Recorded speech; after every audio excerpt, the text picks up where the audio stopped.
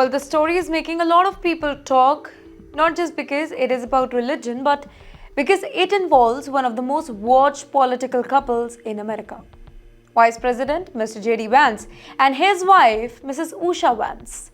At a public event in Mississippi, yes, right there on camera, J.D. Vance made a statement that raised more than a few eyebrows. He said that he hopes that one day his wife, who is practicing Hinduism, might be moved by the Catholic Church and come to see the Christian gospel the same way that he does.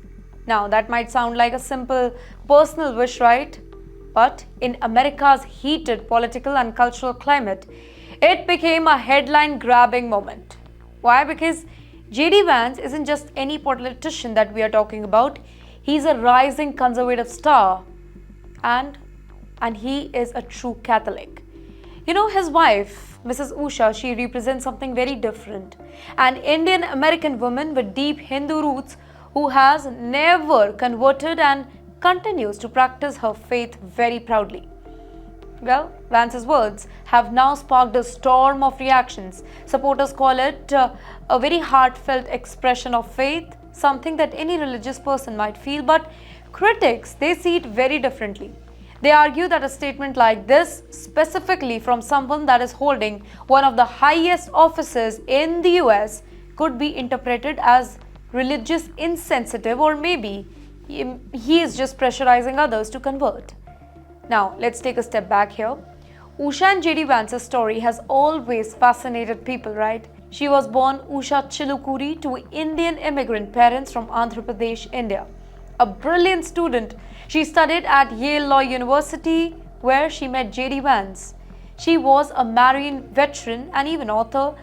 With that, she is somebody that United States women they really look up to. Well, the two got married in 2014 and have since become a symbol of America's growing multicultural identity, an interfaith couple navigating life in a political spotlight.